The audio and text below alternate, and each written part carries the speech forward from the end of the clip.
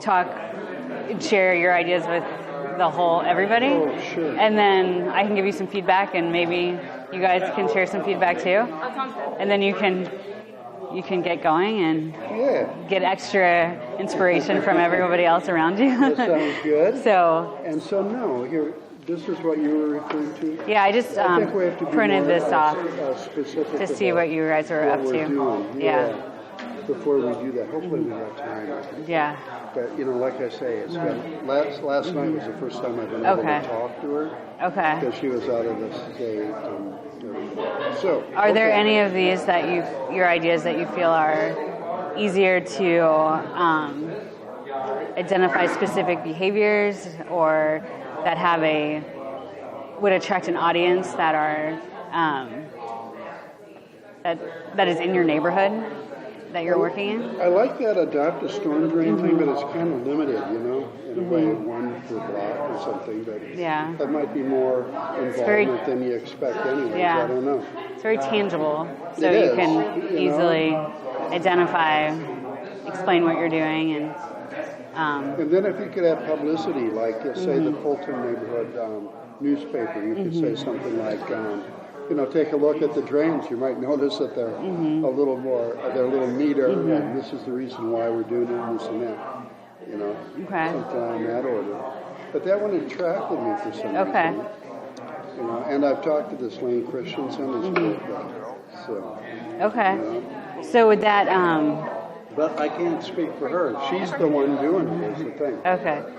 So how many? I guess with some things to think about, if you guys go in that direction, would be how many storm drains would be adopted, and would there be a community or a person in charge of each storm drain that then would recruit other people to help keep an eye out on the storm drain, to involve more people in the neighborhood, like making sure their waste doesn't go into the storm drain. So,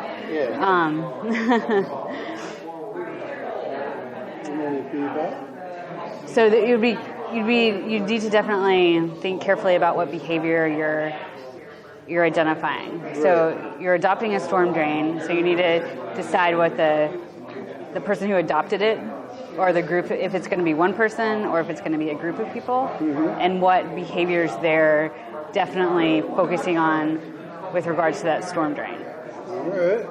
So are they themselves going to make sure the debris is cleaned out from around the storm drain? I felt that she was coming up with it. Okay. Or encourage other people around the storm drain to make sure their debris doesn't go into the storm drain. Things like that. So there's I thought of it as one person. One person adopting. Okay.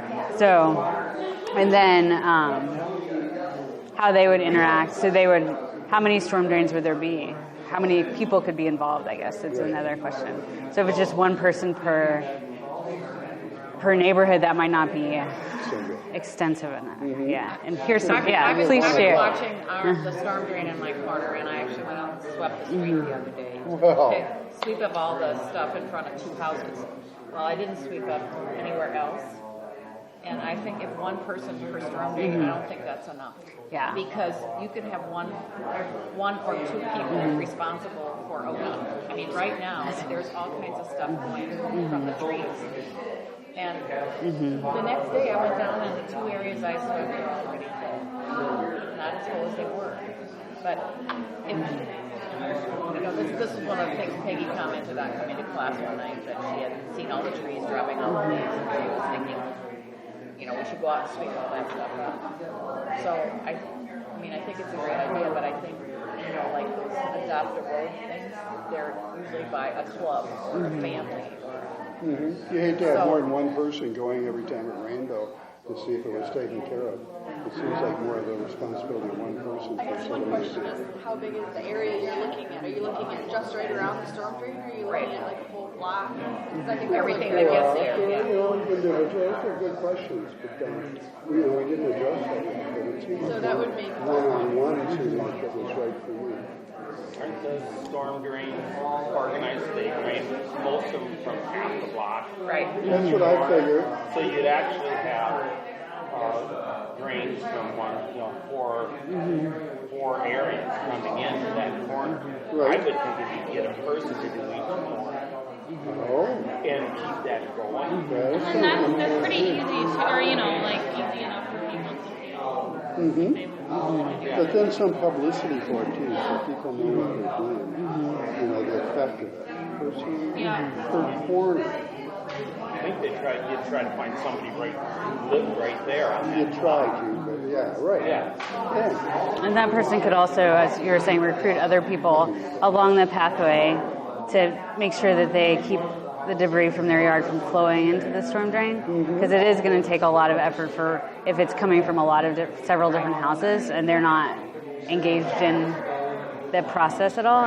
It's going to be really hard for them. Right, because they think, well, that one person to Mike's going to take care of I'm it. going to sweep all my stuff in, and it'll definitely get down in his storm drain, and why should I care? But having that person also kind of be a secondary, educating other people and getting them involved in cleaning up their area could be I think part of it a too good is I connected involve the with whole neighborhood. Yeah, Lane Christensen, and I got about 200 of those door hangers from him.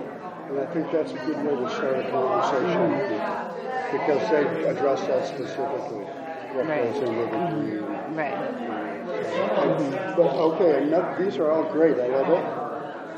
I think she liked the idea of this Kids Go Green. I don't know exactly what she was thinking, but getting kids involved that are using the creek somehow. Is there any more detail about how they would? No, not okay. really. We're cut up. Okay. We spent a couple hours on this last night. Okay. And the low maintenance lawn care workshop would be great too, because I brought up the use of fertilizer, and that was one of her first ideas, rain garden tour.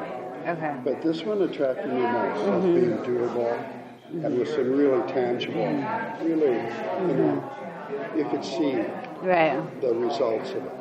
What do you guys think? What do you think? If you were involved in one of those ideas. I didn't hear a lot about the second one or the other ideas. Oh, but I like the adaptive storm drain. Yeah, I do too. Yeah, that's really creative, I think. It is. Yeah. I thought so too. That was right off the top of her head. So, what do you think? It's going to work, isn't it? Sure. Yeah, all right. Yeah. And you're thinking about doing stencils as a awareness, as a prompt? Is that what you said? You're going to stencil the storm drains? Possibly. As an awareness and prompts for... I talked to the same guy who's in charge of that program, that Lane Christensen. He sent me all over there. Okay. And he said to make sure that anyone in this class that wants to get involved with it, to get in touch with it. I sent a link to the website early on, so it's there for Minneapolis Sewer and Water. Okay. It's where? It's at our website. Where on the website? Where on the Water Stewards website? It was under questions, and it wasn't in our own website. Yeah, under I know. questions. Okay, that website. I was trying to find Snarly it. Send you a link. But he's a real nice guy, great guy. Lane Christensen. I think it's SEN. And he'll get 200 of those like that the next day in the mail and try and get involved in the stenciling. And he does the stenciling. He's in charge of it, So, okay. So just a few kind of summary comments from the ideas you all have shared. Make sure make sure that you're defining clearly the behavior that you're targeting. If it's the individual, talk with your partner about the strengths and limitations of having a single individual adopting the storm drain and working on it on his or her own, or having a single individual being kind of the leader of the adoptive storm drain for that drain and engaging the people around on the corners or along that are draining to the storm drain. One per corner? And identify what behaviors they're actually going to engage in. So be really clear to list, bullet point list behaviors that they would be engaged in, like sweeping up debris from sidewalks, unclogging the storm drain while it's raining, things like that. So it's very clear what the specific behaviors are. Right. And then once you do that, you can do your survey. You can measure the behavior baseline, which is your step 2 here. through a survey, asking people what they currently are doing. So then and why they're doing it, so you can identify the barriers and benefits to keeping all of the debris out of the storm drain. Yeah. All right. And cleaning it up. So Benefits and barriers. When you say the survey asking people what they're doing, what do you mean? Is that something Mike said maybe before we got here? Well, I was just looking at your capstone project proposal outline that Peggy posted on the email, and step 2 was of the behavior change was to summarize your baseline behavior survey. So I'm assuming you guys are going to do a behavior baseline. It's on part 3. Okay, you said part 2. That's what I. Oh, sorry. So it's step 2, part 3. So I'm assuming that you guys are going to do some kind of survey to see what people are doing and get a baseline measurement of their behavior. Is that right? Yeah. Okay. I'm just looking at the proposal, so I didn't make any of this up. Yeah. We have a behavior where we survey them about what they do related to that behavior. Exactly. Some of them are things that aren't actually behavior. Yeah. So, well, I mean, so it's. I actually think the survey that she gave them or like not that survey, but the one that they gave us, she gave us like a very specific like numbers survey. Okay. Service and things like that, and I'm not sure. I think that's different. Yeah. Right. Yeah. This is specific. This will be specific to your behavior. So what I'm saying is so we're looking at redirecting downspouts away from the alley. It's not exactly a behavior. You know, it's what they have. And the behavior is if it is going to the alley, the behavior would be for them to figure out a way to turn it What is your idea? Do you have more than one? So what's your idea? I didn't catch. So not to direct downspouts away from the alley. Is that the only one? Or do you have a group of them, or what's going on? Well, that's the specific behavior that we thought about. So, but it's not exactly a behavior. It's a situation. The behavior is. So what you could do in your survey is to see what the situation of the downspouts currently are, and to ask them, you know, why are your downspouts directed in that manner? Have you done anything with them? Did you move into the house? Was it like that? Do you know how to? I don't think that's going to fly in my neighborhood. Okay. So I have a different idea about setting the context for people to get them interested in thinking about Well, this step isn't necessarily your strategy or your outreach. This is a step. These are step 2 and 3 are really research steps, so you can develop what your outreach strategy would be to match with your audience. So you guys have to do some background research in order to understand what the benefits and barriers are for people in your neighborhood to redirecting downspouts.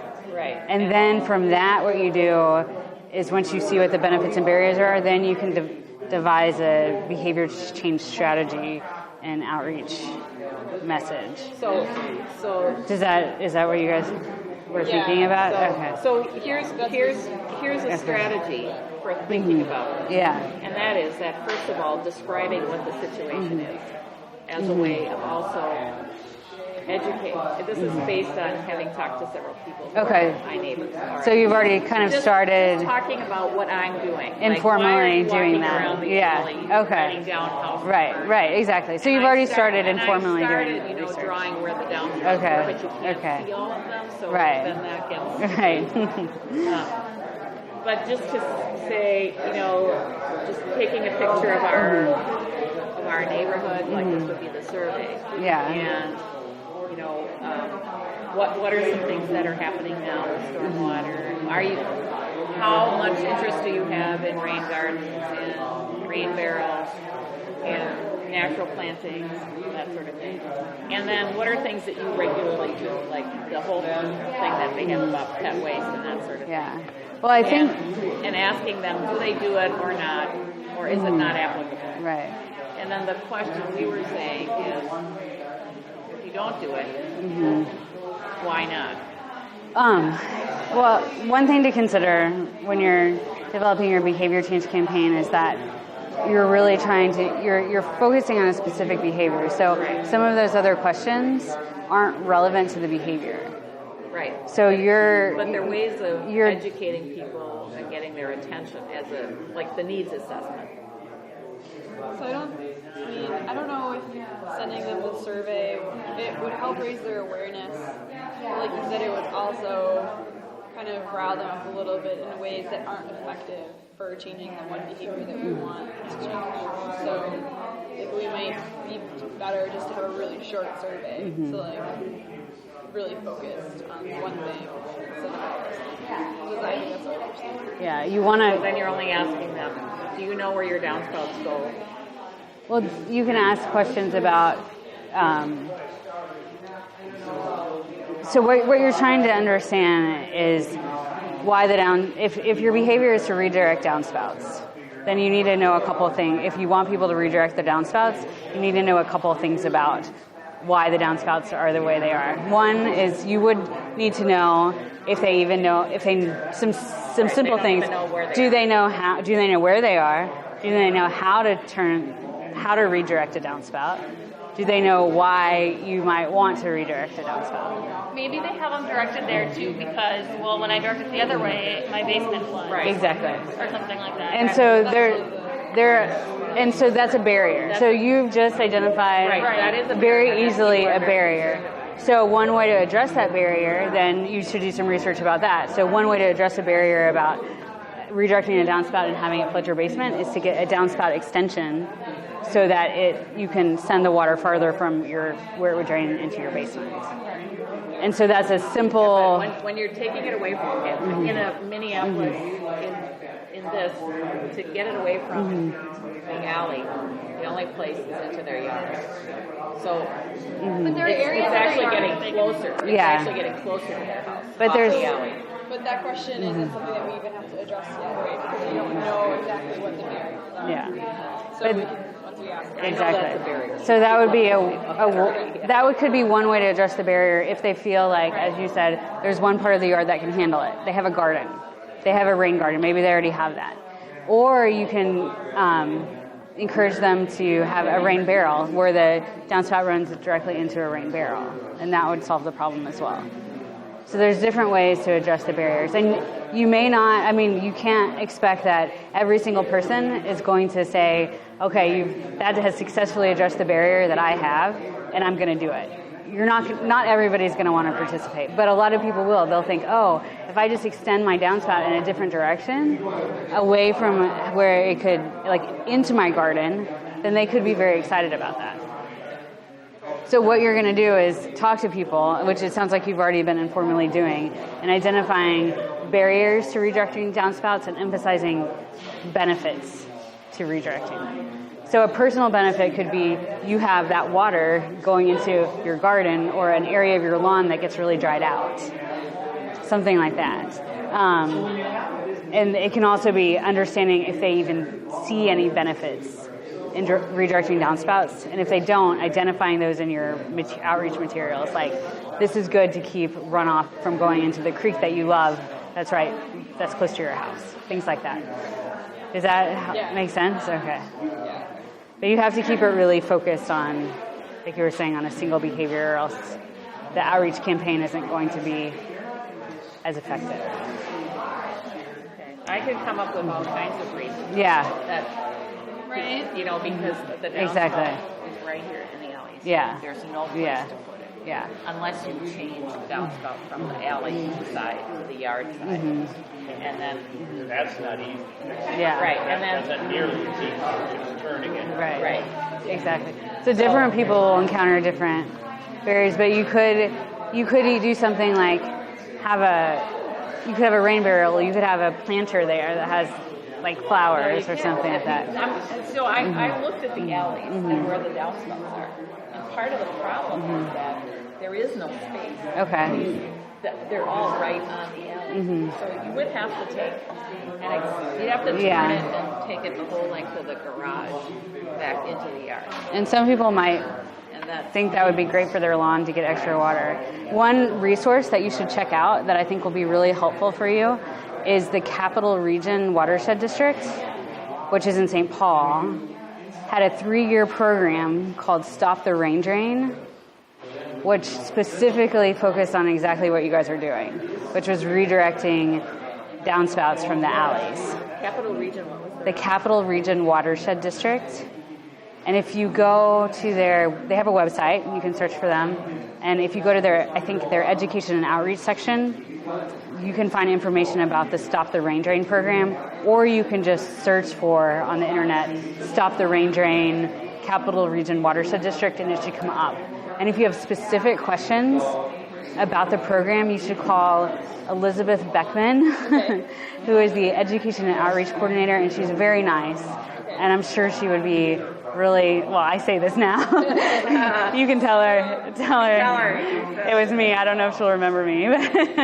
But she can, I think she might be really helpful to talk to, since a lot of the work that you guys are going to be doing, they've already had to go through. So here's a question. This is general a little bit. So if we talk to her and we look at other people's research on this stuff, how much can we extrapolate what people in Carol's neighborhood would say or do from that? And also I'll just stop. That's a really good question. I think that it can give you one question would be whether, as Carol mentioned, the configuration of the downspouts in the alleyway is similar. And if so, I think that they would come up with similar kind of technical difficulties. If there's lots of grass and places to put it, then it would be a different barrier. Right, yeah. But if you look at the layout of the neighborhoods, like in St. Paul and Minneapolis, the alleyways, if it's in a kind of residential neighborhood but in the city, they have similar size lots and similar size layouts. But you should still do a survey of some sort of the people around your neighborhood, just to ask them what are some of the barriers and benefits. It can be informal. It can be with a few people. Here's the thing about saying, going up to somebody or surveying them somehow about what are the benefits and barriers to changing your downspout when they don't have any clue about why we'd even care about where their downspouts going. Right. So that's the concern I have. How do you have to start back a step or two to surveying people. It's like, well, why are we even talking about alleys and downspouts? Right. So it depends on, I'm not sure what exactly step 2 of part 3 is for your proposal. If you guys have you guys talked about this, your survey? What has she said about it? I think it's just how we talking about it. It's just to get an idea of what we should be doing so that we don't do something that doesn't even matter. Okay. Yeah. Just I don't know exactly how deep it needs to be, how detailed it needs to be. Right, exactly. How intense it needs to be. So, what I would recommend is doing the background research with, say, Capital Region Watershed District first, so you have an idea of the benefits and barriers, and then trying to do the survey as Peggy has described, to see if those things are applying to your neighborhoods, and to ask the question also why. I mean, you also want to know. Well, you also want to. Problem with downspouts going in the alley. Well, I don't know if a statement, but a question. So we were talking earlier, when you're talking about a baseline behavior survey, you want to know. You want to know if people know why it's important to redirect downspouts. You want to know what barriers there are to them doing it and what benefits they see in doing it. So those are some basic things that 3 really simple questions that you could quickly ask them and explain. So I would go up to my neighbor and say, do you know why it's important not to put your downspout in the alley? Seems legitimate. Well, you can Seems legitimate. word it. Yeah. I think I would what? You can go. We are interested in where the water goes. Yeah. You can say. The most common response to that is downhill. We're being not super accosted. You can identify yourselves. You can say, we're in this program and we're learning about how to protect our watershed. Our project is to work on redirecting downspouts, and we're interested in getting neighborhoods, neighbors' input about downspouts and runoff and what you all think about it.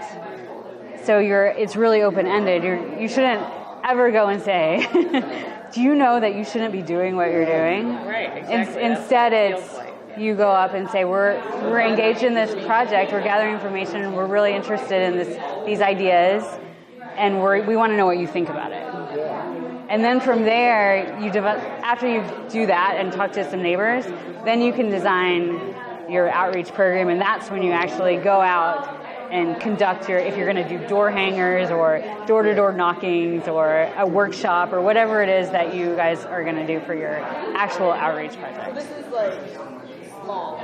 Yeah, this is a step. This is a research step. So make sure you're thinking of this as a research step. It's not even a pilot. This is just researching. So Yeah. I think survey is the wrong term. I'm a researcher. Okay. So when you say survey to me, Okay. it doesn't mean asking 5 people Okay. questions. Well, that's not a survey. That's an informal conversation with. maybe we should have directed Peggy come over and explain what the baseline behavior survey is for step methodology. 2. But we've only got a few minutes left. Let's hear a few more ideas. Okay. So you should ask Peggy about the baseline behavior survey, because that's what it says for your step 2, and I don't know what that is. So you should ask her. We had like a different. And I guess I had a question. Yeah. We've got the same project, Yeah. and I understand where we can do some of our research, figure out some of the barriers without even going out. Right, exactly. But then what we're trying to do is pick a block. Okay. And say, okay, we're going to try to see how many, we're going to try to, our goal is to get as many downspouts turned into the property as possible. Okay, so you guys are doing the same project. Okay, great. Great. And yet, Okay. I guess my question would be is, if you're going to try to change behavior, you go out and you introduce yourselves and say, okay, we're going to be putting this project together, and the first step is you talk to those people about barriers and kind of introduce what you're trying to do. And then you come back to them later. And, Right. Or is it fast? Because then you're going to find out their barriers, Right. and you need to then change their behavior. You're already going to have some research done so you can anticipate some of those barriers. Right.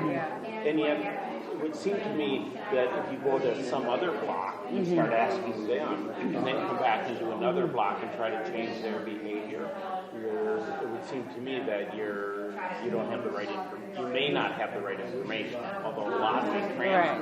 But it almost seems like our project, we're thinking about taking one block and just dealing with that, and going all the way through from, doing documenting how many downspouts. Don't go into, or do go into the alley, and then At the end, going back and documenting. Right. Yeah, I started trying to do that with pictures, just looking at. Yeah. see, we haven't Yeah. found a block yet. We Yeah. still have to go out and Okay. do that. Okay. So I guess one of my points of confusion is just exactly, and I probably should have asked Peggy about this before talking with you guys, about what for the proposal. So these are your instructions for the proposal. Right. And I don't want to lead you astray in thinking about what the baseline survey should be. But a lot of times in these behavior change campaigns, you don't actually survey the exact same people that you're going to have the outreach campaign for, because then it's like it's a little bit strange, because you're, like you were saying, it might but sometimes you could do that. So for example, a kind of a standard way that you might do this is use data from the Capital Region Watershed District for the barriers and benefits. If the properties are similar and the population is similar, then you could use that information and design your outreach campaign around that. But then you guys wouldn't be doing a baseline behavior survey, and I wouldn't want you not to do that, since that's part of your proposal instructions. See, what you're saying makes more sense, because the other thing you could do is with that, like if you were doing a research study, you would do a literature review. So essentially that's going there. Right. Getting that, doing based on that information, asking people questions, and then based on their information, going to the next step, because they, and the next step would be then deciding, what do we need to do to intervene? I think everything that Peggy said about this is like err on the side of it being smaller and simpler. And so I think that we all just need Yeah. So it's not going to be a literature review. It's going to be looking at them to see if it's similar. And the other thing is that in order to measure change, you have to document what it looks like to start with. Right, exactly. So it's good that you guys are documenting. I think like looking at the downspouts. Yeah, I mean your behavior, you have a really easy behavior evaluation. You just need to see So maybe we should just if they do the change one their alley downspout. and not even take the other side of stuff. Yeah. I mean, Or we can do 2 alleys, but not necessary. I think, I mean, if you look at that, one alley is 2, 4, 6, 8, 10, 12, 14, 16, 18, 20, 2, 4, 6, almost 30 houses just in one alley. And that's a lot of people. And the other thing is that this other alley gets confusing because it's, it curves and it's almost all So just to think about this again. So when we did in Madison, we did one of these outreach campaigns for composting. For what? For composting, backyard composting. And we did a survey to identify barriers and benefits, but we surveyed a wide population in Madison, not just a certain neighborhood that we were going to work with. But those neighborhoods that we were going to work with were within our survey population sample. So it wasn't like the same people were getting us at the design in the research phase and then the outreach phase as well. So I think that this would be just really important to clarify with Peggy about if the survey needs to be with the same people or if the baseline behavior survey is not actually part of identifying barriers and benefits. If it's just what you've been doing and you've been thinking about doing, it's just looking like your survey could be just what you did there. Like the current behavior is the downspouts and these houses are pointed this way. The downspouts and these houses are pointed this way. And that would make it, that's probably what it is. So,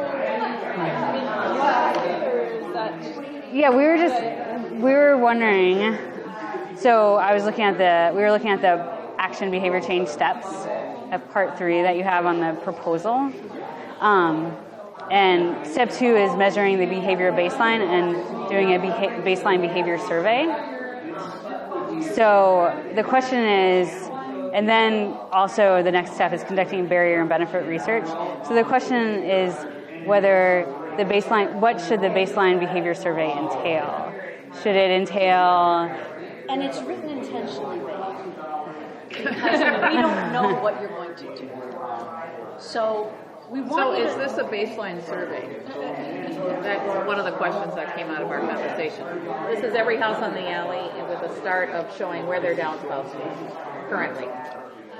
a baseline survey would be, it depends on what you want to do with your education and outreach campaign. Do you want more people to put in rain gardens? Do you want people... No, we want them to turn their downspouts away from the alley. Oh, okay. So you noted who has downspouts in the alley and who... and where they drain. These are all the houses, and that's the start of where the arrows are. Yes, then that is a baseline survey. So what you want to do at the end of it is to go back and count the number of downspouts that are now redirected in a way that soaks in. Okay, so that's our pre-post. Yep.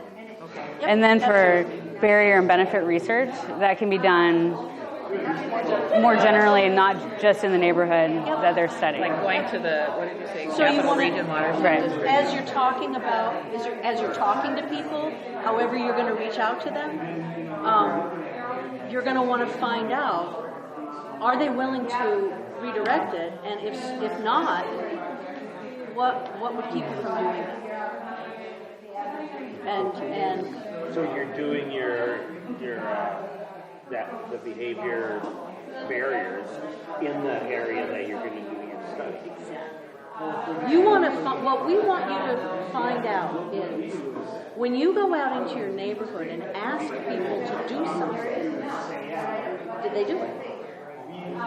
So the question that we were kind of discussing is if you're asking people about barriers and benefits within like the single block that you're going to work on, is that how then that relates to the outreach campaign that you'll design and then conduct after you've identified the barriers and benefits to design your outreach campaign versus getting information from a wider population about barriers and benefits to redirecting downspouts? No, it's really about where you're working. Okay. It's not doing a lit review, for instance. But it's written intentionally vaguely because maybe the behavior is, I want people to stop blowing their leaves into the street. So if you see people blowing the leaves into the street and you have a conversation with them, ask them why they do it,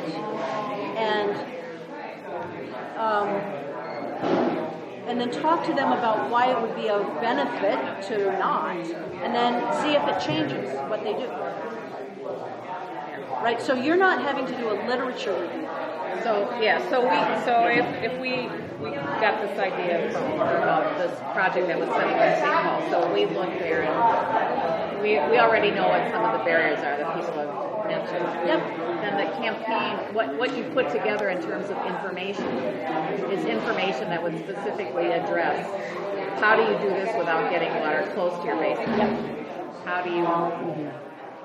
One of the it's benefits, addressing the concern. one of the benefits of a green lawn is low input. If they find low input is one of the things they want from the lawn, then you're going to design your behavior campaign around that message.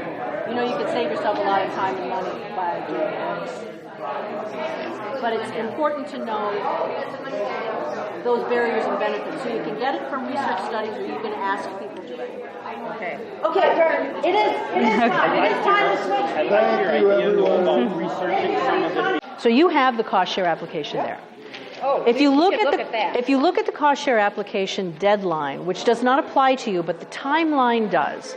Okay. The deadline was May 31st, and the Citizen Advisory Committee met on June 20th. Go ahead and grab a chair.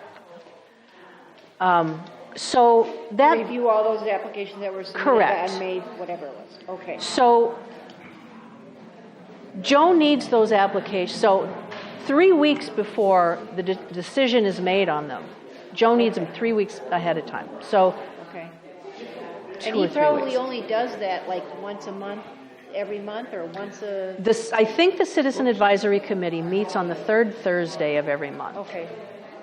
And he needs the applications either 2 or 3 weeks ahead of time. Okay. Now, For those in this case, I think it's 2 weeks because all the other applications are already in, so the only applications coming in are from stewards. Okay. So we know that there are no more than 12 applications coming in. So he needs lead time. I think when we talked, we determined that if we met on June 18th and we went through a conversation about cost share and a conversation about the projects, I think you'd have until the 1st of July to get your application in. Okay. And the cost share agreement is fairly straightforward. It gives you quite a bit of detail. That isn't very far. That's... Yeah, that doesn't give us a lot of time. It doesn't give you a lot of time. We kind of knew what's going on. Okay. And if you need to push it back another month, you can. We're just trying to get them. Okay. We're trying to get you the money as soon Okay. as we can. Okay. Oh, okay. But if you don't get it in by July 1st, that's not the end of it. Okay. It just means it pushes it back another month. Okay. Which might be all right if... Well, this is the follow-up question then is, so we do apply for the money, then when do they put the money out, and then when do you have to have your project completed and sort of report back and say this is... So now we're sort of conflating the two programs. Once the Citizen Advisory Committee approves the proposal, the proposed design, the funding comes fairly quickly. Okay. But again, that will be something we have to ask Joe. Okay. When do we want the project in the ground? I'd like it in the ground this fall, Oh, okay. before the snow flies. Okay. So that's why we keep saying small, small, small, small, small, right? Do a modest, very modest capstone project. You can do more later, but we'd like to have things in the ground before the What do you snow mean we flies. can do more later? If you want to do a bigger project next year, great, but get a small one under your belt. Will they allow a Costshare project on the same yard 2 years in a row? Good question. As I understand from Joe, cost share applications are by practice. The stormwater management project that you put in the ground, not the property. So if a property applies for a rain garden this year, and then a trench drain next year, or rain barrels to a trench drain next year, all good. So you couldn't put in one rain garden this year and another rain garden next year, probably. Sure you could. Or you could do 2 separate rain gardens Sure. 2 years in a row? If you have additional stormwater that you're trying to manage. As long as the practice makes sense. Right, because if you've already like captured all your rainwater in one garden, You don't need another one. You don't need another rain garden, right? Okay. On that property, but your neighbor might want one. So then you would just assist your neighbor into getting Exactly, and that's your volunteer now, time. do we have an in because we're water stewards? Of course you have an in because you're water. They extended the deadline. They waived the deadline for you. So, but like next year, then we can do the application again. And If he'll you, be like, right. you walk the Water steward through it, and then you call Joe and say, hey, Joe, we talked last year, I'm a water steward, I got a neighbor who's interested. Duh. Yeah. The Minnehaha Creek Watershed Districts, once your help, once your advocacy, yes, you are now an ambassador for stormwater. All right. And so you have a credential that matters. And so when you go to your neighbor, you say, well, I'm a water steward. I'm pretty sure we can get this money. I'm a water steward. I'm pretty sure that Minnehaha Creek will be happy to participate in this project. And then you call up Joe. I mean, now you call up Joe. You call up the watershed district. Yeah, they want to hear from you. And they actually reimburse, quite a bit. Yeah. That's excellent. What's the maximum? It's up to 50% of a project's budget with a maximum of $2,500. Yeah. Okay. And your labor as a property owner or your labor can be reimbursed, I think, at $12 an hour. Now, you have a volunteer commitment as well for the Water Stewards Program, but a property owner's labor can be reimbursed. So if you're working with a property owner, you build that into your budget. If you need to do another design consultation, you figure that into the budget. And if you have to hire out labor because you don't want to actually do the digging or cut up your sod, Yep, that that's can be part of your reimbursed budget. as long as you figure that into your Yep, total cost it's project. Part of your budget. So when you talk with the designers tonight, about how many hours does it take to dig that hole? Okay. Right? It all depends who you got digging out. That's right. It all depends on who you got digging. Me? There are A couple of months? The going diggers, rate they for, dig a few, like and say then all if of a you sudden one of them there. put in a notice at the local colleges for college students to come over and dig, what would you be expecting? I would say probably $10 an hour. Okay. I bet on Craigslist, probably find somebody who would be like, hey, I need this whole dug. I'll pay you $50. Someone will come and dig it for you. And you want to be careful to think about liability. You will be asked to, if you work with volunteers or contractors, we will ask you to have them sign a liability waiver. The watershed district wants that. We want that. In case anybody falls in that hole and breaks their ankle. You want the person doing the project You want that as the person doing the project, and the homeowner wants that too. Oh, yeah. So we are concerned about liability, and we want you to think about it as you're putting this whole project together. When does it make sense to hire somebody who's a licensed contractor to bring in a bobcat and dig the hole? Take 2 hours, it'll cost you less, headache, whatever. So you have to decide based on what you're doing where that line is. If you hire some teenager down the block and you're paying them $10 an hour, do you get them to sign a waiver too, or does that? Oh yeah. Since Yep. they're Anybody working for you for money, is it different than a volunteer as far as? Yeah, it's a good liability? question. I'm gonna have to ask that. I would assume yes. What was the question? Oh, well, If you have kids down the block. Peggy talked about volunteers signing a waiver for liability in case they break their leg or something. What about if you're hiring the neighbor teenager at $10 an hour and he breaks his leg, Right, on because your he didn't have his property? own liability insurance. Yeah. Right. And I'm assuming your homeowner's insurance would cover that. Yeah. But in the future, if this is your neighbor's rain garden, your neighbor has to be concerned about that. Yeah. It's the property owner's responsibility. Yeah. But it's something that you have to think about. Yeah. I mean, if you're going to, are you doing a project on one of your properties? Okay. So you have to think about who you want working on your property. Her guys. There you go. Her guys. Exactly. And you have to figure, who do you want working on your property? Is it going on yours or Catherine's property? Well, we're actually thinking about doing a big project on her yard and kind of a small project on my yard. Can we do 2 separate projects? You can. I would caution you to not take on too much for the first one. Okay. Yeah, Catherine, she wants to put in a big, Of course she big does. project. Of course she does. I would caution you not to take on too much. Yeah, okay. And when you talk with the designer, I don't know if you already have or not, when you talk with the designer, be really clear about the amount of time it takes, the amount of effort it takes, how much it's going to cost. I mean, it's a hole in the ground that you partially fill in and then you plant some plants in. So it's not rocket surgery, as my friend Kevin says. Oh, I can make it rocket surgery.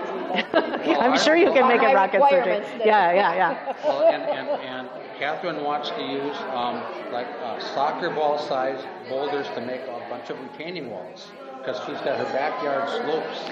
Retaining walls require a contractor. Do not take that on yourself. Can't do that herself. Okay. I wouldn't. I wouldn't either, but doesn't mean she couldn't do it. She just needs to understand that it involves A contractor. contract. Right. I mean, if you really want to haul all that rock, it's her property. If she wants to do it, best wishes to her. And buy naproxen and take it before. Just saying. Well, she's gonna hire rocks lately? she's gonna hire a contractor or maybe Too some old for that anymore. local teenager or I've done college that. students or something. I would caution you not to take on too much for this first project. Okay. You're talking to the A wrong retaining person, though. wall is Catherine trying to needs to hold hear her say based that. And far be it from me to try to change Catherine Winston at this point. She seems like the person who would take on a big project. Oh, she wants to max out and get And as if much she- done on her property. Yes. That's the way I started out thinking about this. I got dollar signs in my eyes. I got, and I thought, Big hey, plans. This is great.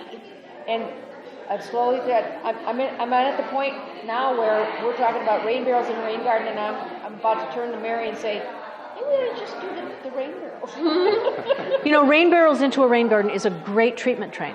Yeah. And if you've got, Well, she has the rain barrels already in place, but they need improvement. well, there you go. Replacement. But she also There you has go. a beautiful place in her front yard that should handle a rain garden. Yeah, it's true. Perfect. Then that's a great project. And if you've had rain barrels there before, then you're kind of set up and Yeah, and I know what needs to be done so that the rain barrel installations are functional and, and that the overflow goes where it's directed and the Right. rain garden's Which big it enough to doesn't handle. now. Right. So that's a great project. Okay. But don't do any more than that.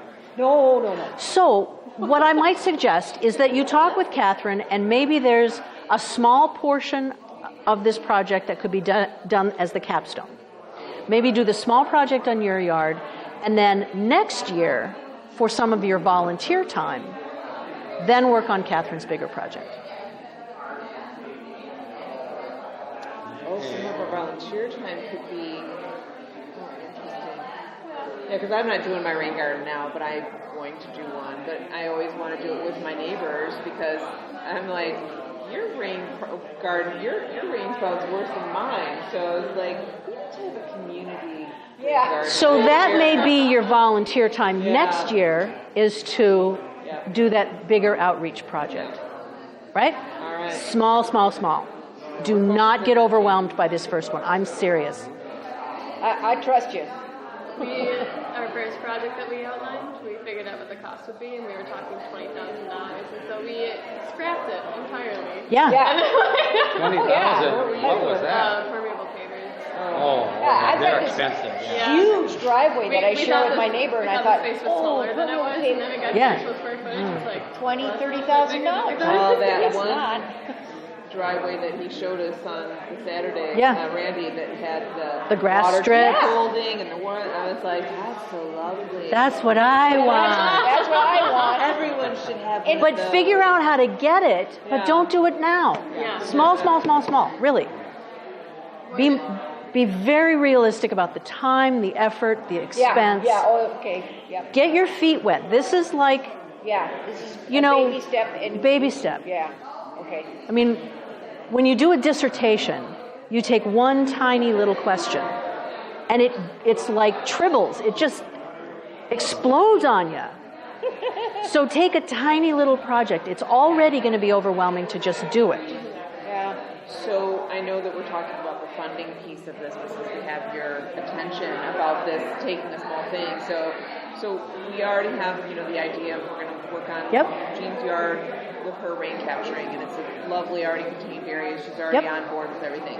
So then for our social behavior, we're going to look into her neighborhood, and we want to talk about people in their gutters and what happens with all their rainwater. And so I know you say small, small, small, but we kind of want to have enough of the sampling to say that we feel like we'll be impacting a change. So if you only do 10 houses and you interview everybody and take a look at their property and say, hey, you could do this, this, and this better.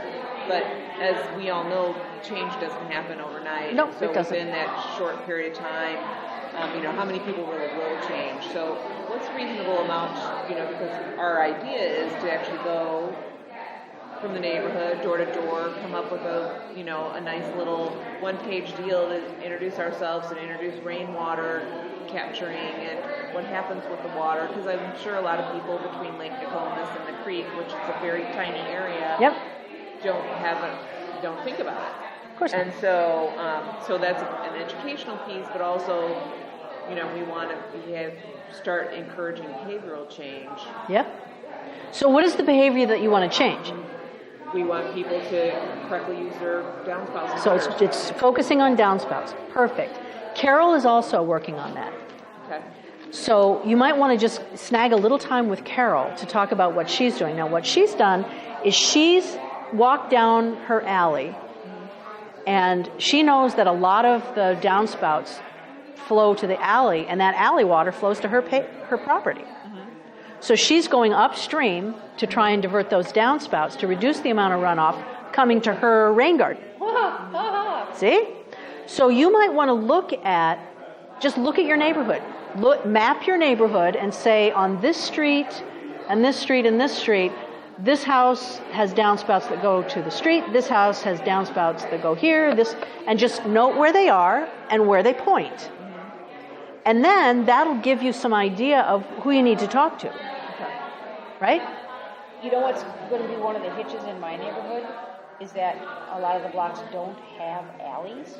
So we will be able to, from the front, we'll be able to see half of the picture. But that's all we'll see without visiting with them and asking them whether or not they're amenable to. If you've done the initial scan in your neighborhood, and based on your observation, you've identified 10 households that drain, where the gutters drain to impermeable surfaces, and everybody else is doing pretty well in the front yard, start with those 10. Okay, that's kind of what I was thinking. It doesn't Out where there's opportunities. exactly. What you're looking for are opportunities. And if you identify 10 households where you could redirect the downspouts, you could work with them. Then you do one-on-one conversations with those 10 households. And then all the while you're putting in this rain barrel to rain garden installation at your house. Okay. And then you might want to consider a Saturday afternoon open house. Invite those 10 neighbors who you've talked to already and say, listen, we've talked about downspouts, but I really want you to see my rain garden. Invite them. And then ask them to invite neighbors who might be interested, put out flyers and say we're having an open house to look at that. And that's where you might reach the other neighbors whose front yards work, but you didn't get to see their backyards. Oh, yeah. One of the things that Roxanne was suggesting, Roxanne and Erica and Christina are working together. And they said, well, if we can get people to come to our open house and look at our rain garden, and we'll listen to some sort of pitch from the crazy water lady, we'll offer to spend an hour on their property as part of your volunteer time. We'll spend an hour on your property and just walk around and give you some observations about what water is doing on your property. And then if you want to follow up with a rain garden, we can talk about that. But offer an hour I'll give you an hour of my time to just, I'm a water steward, I'll just walk around and look at your property and see what water's doing here. Yeah, we kind of already thought of that piece, like when we knock on the door and say, hey. Yep. I just live down the block and, yep.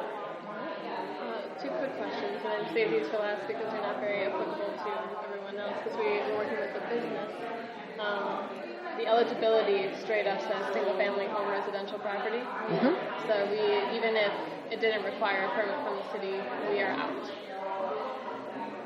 Again, you're going to have to talk to Joe about that. Okay. What I told you about businesses, though, is, and that's what this means. Anything that's government or required by a government entity. Yep. Any work completed. Oh no. Yeah. Yep. Will not be covered if the project is being required by any government entity. Here's the catch that I learned about in conversation with Joe. If a church or a business just wants to do the right thing and decides it's going to pull out some of its impermeable pavement, put in some permeable pavers, redirect their downspouts into a trench drain, whatever. They're going to change how water moves across their property. If a business decides to do that because they want to do the right thing, it automatically triggers a permit. And the permit says... The requirement for a permit. It triggers a permit. That means they are now required to do the right thing. And that requirement makes it so we are no longer eligible for the funds. Catch-22. Yeah. And Joe said it's a terrible rule, but that's the way the rule's written, and we're trying to figure out how to get around it. So here's the question, because I think I may have found a way to get around it, because we're not changing how the water is moving across the property. What happens is, and I have a picture of this to show it, but there is a basin that currently has a stormwater drain in the bottom of it. So all it's doing is the basin is funneling the water into that spot right there. And it's right up here in the corner of the parking lot. If all we do is find a way to put something on top and raise that by 6 inches, and Andrew said he does this all the time, then we could move the bottom line up and allow the water to sit there. Oh. So we're not changing any flow or direction or anything else. All You're doing a retention. Yes. You're retaining it. Oh. Would that clever. I don't know. I'll talk to Joe. You'll have to talk to Joe. I was like, I think I figured it out. That's excellent. Joe might like that and yeah, be able to reuse it. So there we go. So that's the plan. So if that works, excellent. I'll let you know. So again, I would suggest, and I'll send out Joe's contact information after this, because I think you should just call him up and, good. Call him up and ask about that. And the last question then too is, I know we had talked at one point about there being a cost share for the community outreach component as well to pay for materials for that. Did that go anywhere, do you know? I don't know yet. Okay. I haven't heard. We're still waiting for word on that. Could we count interpretive signage as being a part of the installation? I believe you can. May I see that? If we want to put up a sign saying, this is a rain garden, this is what it did. And Yeah, I would think so. that's the They want it publicly visible, willing to participate in public outreach or education opportunities. Now, there's a separate cost share agreement for businesses, Okay. so you may have to go to that one. Okay. But I'm pretty sure that every cost share project, they want it to be visible. It will be. I have another question. It sounded as though there might be some other opportunities for raising the other half of the funds, or some portion thereof, for this. And that's the grant that I haven't heard about yet. We've written another grant to cover some of the other parts of the costs, because we don't want costs to be the barrier. Okay. So Freshwater Society is trying to raise some additional funds that we could put into cost share. Another opportunity might be, I'm in the Nokomis neighborhood, and I heard that Metro Blooms is doing some work there. They might have some. They might have something that you can participate in. Okay. And Andrew Novak, who is here today, Yep. is working with the Nokomis. I think both Andrew and Tammy are. Okay. You gotta be Okay. next time when I check out my business card to have conservation corps on it, because he works with me. Oh, great. He knows my next door neighbor who's also a corps member. Thank you for your service. Thank you. All right, 7:30. Yep. Okay, let's go find Andrew. Last question before I run away. All right. So I was talking to